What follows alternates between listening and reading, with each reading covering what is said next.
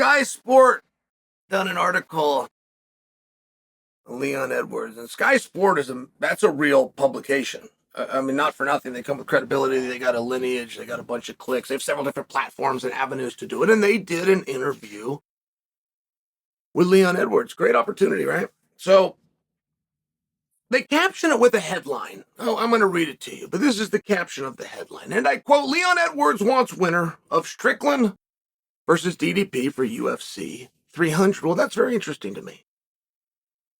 I haven't heard Leon ever call out anybody ever. In fact, when Leon made his push to get a world title fight, I never heard him called out Kamaru Usman. If you can correct me, go ahead. It's a personal statement. I didn't hear it. I heard him say, I want my opportunity. I want to fight for the belt. I heard him say those things. I didn't hear him say Kamaru Usman, by example. So this caught my attention. Leon, according to the headline, called out Strickland or DDP, whoever wins. So I click on it and I go read the body of work. And it starts out with a quote from Leon. And I'd like to quote that for you. Yes, let's do it. All right, hold on. Let me stop you right there, Sky Sport. The caption says that Leon wants the winner of Strickland DDP. As soon as I read the body, it starts out and I quote, yes, let's do it. That means you asked the question. He agreed to the question. So it wasn't his idea. It was your idea. And apparently you got him to say, yes, I'm okay with the whole thing, but that's a little bit misleading. Now, I was very excited prior to clicking on this because I would wonder why. And Leon had something very interesting happen to him. He had an opponent in Colby Covington, and then a future opponent, should he win, in Belal Muhammad, right? He's got two at once. He's trying to swing these things, and that's unique. We don't have a lot of times where you have a number one contender and the next guy. In fact, I could name 4 in the history of the sport. Unique. So, but this is a spot that Leon gets put in. And we're not talking about immediate rematches and if this happens or that happens or the other things happens. We're talking about Colby Covington calls out. He's going to ignore a rematch with Leon, potentially. He's going to not observe the backup fight or the next fight, which is Belal Muhammad. In fact, he's going to leave the weight class completely. He's going to give the title opportunity to Islam Makhachev. Now, that was meant as nothing more than a slight by Chaos Covington. The problem is Islam liked the idea. So now Islam starts using interview and airtime to go after Colby instead of building up his own division. Colby starts using interview and airtime to go after Islam instead of his division, of which allegedly already has an opponent, which is Belal Muhammad. I mean, do you see where this gets interesting, guys? Do you see where this could be juicy? Now, when I go back to Leon, he's saying something that he wants. And Leon has had a wildly difficult time getting what he wants. COVID was rough on us all. But in the world of MMA, it was specifically trying for Leon. Leon had won more fights than I can keep track of, and I believe it's 7. I'm going to the beginning of COVID. I know that he went 8 without a loss when he went for the title shot. I'm sure at the start of COVID, then he couldn't get a flight out. He couldn't go anywhere. There was even reports, accurate or not, he couldn't even get in the gym and train. Like there was just certain regulations where he was at. So it was a really tough spot by Leon. Not to mention the fight that he lost because of COVID was the one. It was the one that would get him to the one. It was going to be, to remind you, Chimaev. He was going to fight a young 4-0 Chimaev who's done 2 at the weight class, 2 in a different weight class. But by God, young Leon, if you get this one done, no more games. You're going for the title shot. And while it didn't get done, there was a main event that got slipped in there with Belal Muhammad, of which ended in an eye poke. And frankly, I can't remember who poked who. I just remember it being a no contest. Now, meanwhile, I'll back you up 3 weeks ago to Johnny Walker pretending that he was disoriented, having a no contest, and allegedly that fight's getting rebooked. Nobody's asked for it. Not one of you has ever said, I want to see Uncle Lion versus Johnny Walker, but allegedly that's in the process of being rebooked. A similar scenario that people did want, that was a main event, ended in a no contest with an eye poke. And I couldn't tell you if Blahal poked him or Blahal got poked. So I'm just sharing what a difference a day makes, right? What a different setting. And you then give the gifts of gifts to the young man who looked like maybe he was getting a little bit of a short end of it, but definitely had your guys' support, right? You guys really did come to the aid of Leon. Even if that appears to be a distant memory and forgotten, you did. You backed him up big time. They couldn't get him a title fight.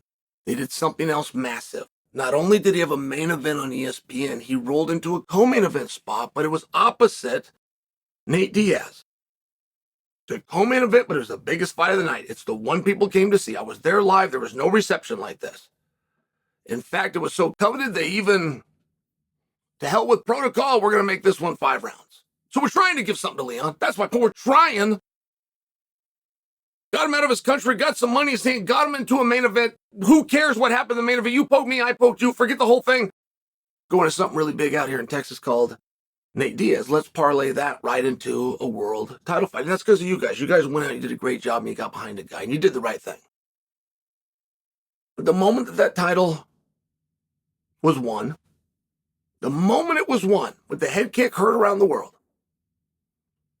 the post-fight press conference that night had the most powerful man in the sport, Dana White, say, I am going to seek a venue in England. I am going to bring the trilogy to this young man, our new champion's backyard. And what a tremendous honor.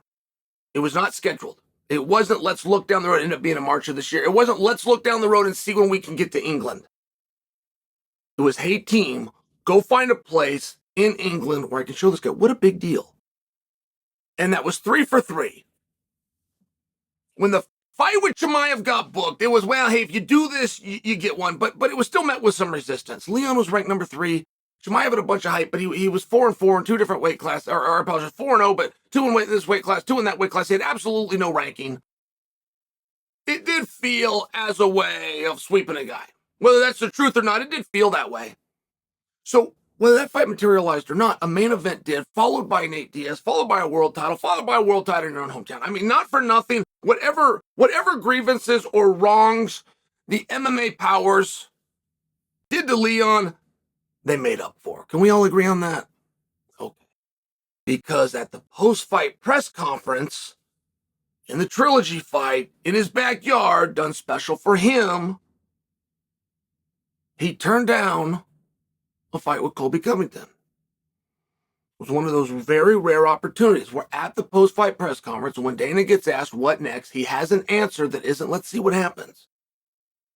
You got negotiations, back and forth, contracts, where are we at? You got drug tests, you got commissions. There's just a lot of stuff that goes into it.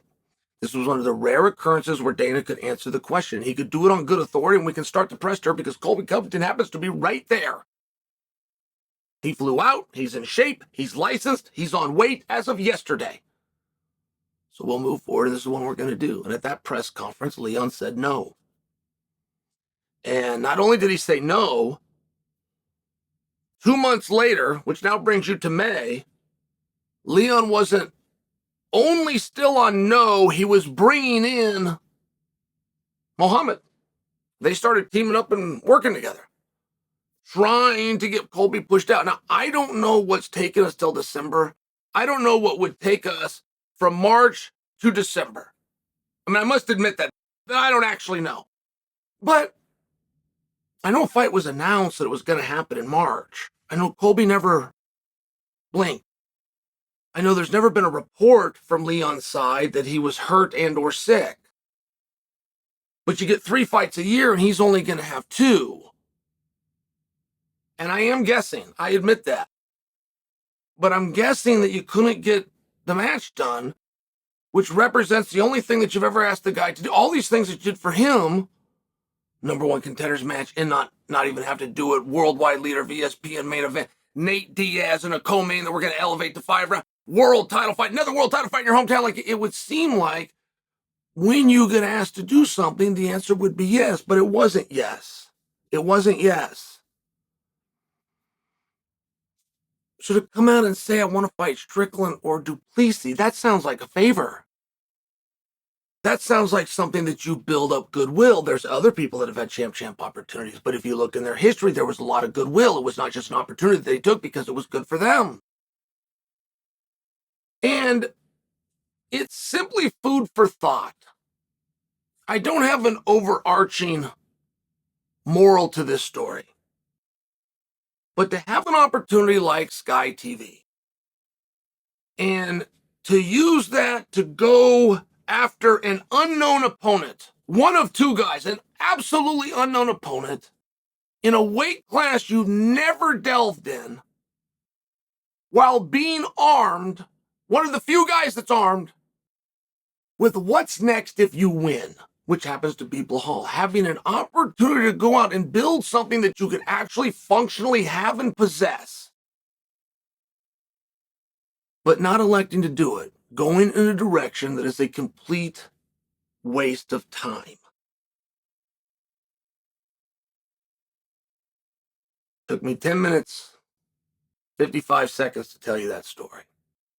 But it's 10 minutes and 55 seconds that I saved from you going to clickbait on Sky TV to hear about a 70-pound champion that doesn't want to fight a 70-pounder. He doesn't want to fight the backup 70-pounder. He wants to leave the division against an unknown opponent in a fight that's yet to even take place because he thinks it would be massive. Stay by your phone. In the future, we'll call you with ideas. Save the thinking for the smart people.